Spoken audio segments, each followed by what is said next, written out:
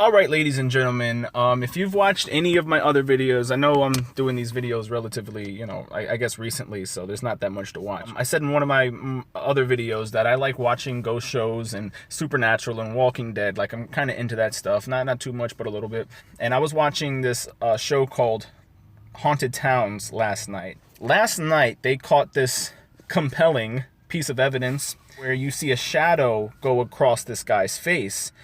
This happens to be right after he feels like he got touched on the arm. So he gets touched on the arm and he hops back. And as he's hopping back, you see the shadow go across his face. Now, I don't know how these 5 gentlemen and whoever's behind the production of this show didn't catch what this shadow orb, it looks like an orb, was. But like right away, I was able to tell what was going on. I watch these shows so often that I guess I just look for ways to debunk stuff too. And right away, I saw that this wasn't, some supernatural figure going across this guy's face. So I have this playing a video recording app. That's why you see all the other stuff on the screen. I'm going to play this clip, but like I'm going to play like 15-30 seconds of this so you can see what these guys are talking about, because they're going to go in, slow it down a little bit, zoom in. All right, let's play it. 30? The thing is that thing touched my hand, but then you see it on my head. It's almost like it went in my hand and came out of my head. Yeah. It crossed my forehead and gone. Wow. Yeah, that's definitely okay, anybody that's paying attention to the surrounding or has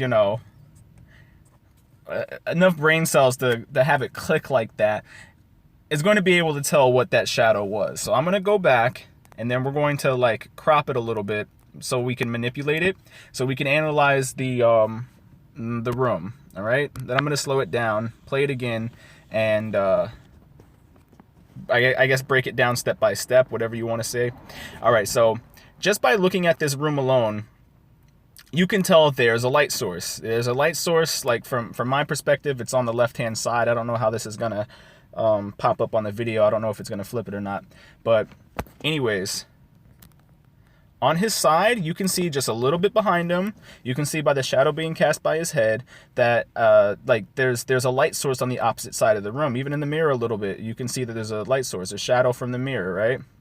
So that means on this side, there's a light source.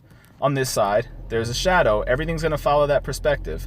That's including the fan and its pull strings. There's 2 pull strings. There's an elongated one. It's a couple inches higher than the longer string that is oval shaped, circular. Now you can see this shadow on the wall back here. There's the elongated one a couple inches higher and the circular one a couple inches lower from each other, right? There's a shadow on the wall. So what I'm going to do is, I think that's pretty decent zoom, because it captures his head and it shows the 2 shadows on the wall. Remember, 2 shadows on the wall, all right? Not including his, but from the pull strings.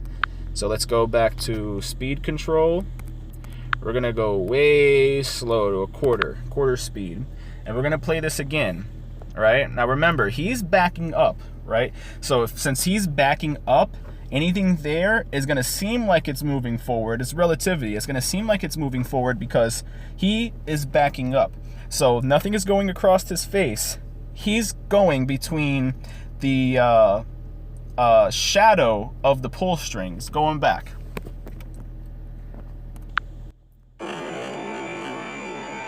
Standing upright right now, like almost all the way, you can tell his shadow can block the longer string, the circular one, but he's not quite tall enough to block the elongated one that's a couple inches higher than the circular one. So that's not going to be cast on his head, but the longer string, the circular one, is. So he's backing up, right? He's starting to block the light right now. It's going to be like on the back of his head. His head is round, so it's going to be coming from the back to the front, right? Okay, ready?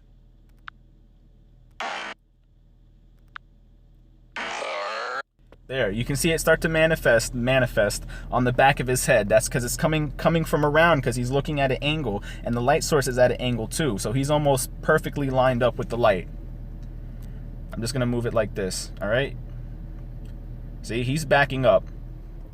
That thing is staying in place. It's wrapping around his head.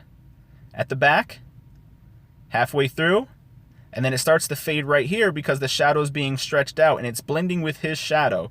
You can tell it's almost the exact same color. The shadow from that thing and the shadow on the side of his face is almost the exact same color because this is where they're blending in, and now he's moving from away from it. He's going farther away. He's out of the shadow right now, going along the wall. Now, if I play it backwards, you see him move into the shadow. You can see the shadow on the wall to the side. You're going to see him moving forward into it. And then, right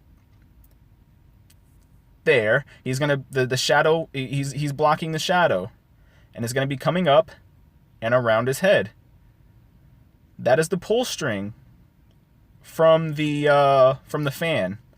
And I don't know how these guys did not catch that. 30?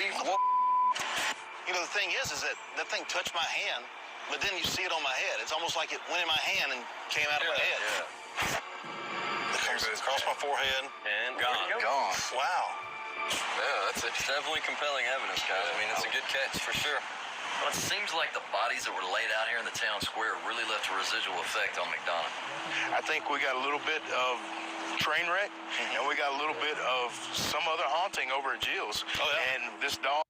Jesus Christ. All right, let me stop this.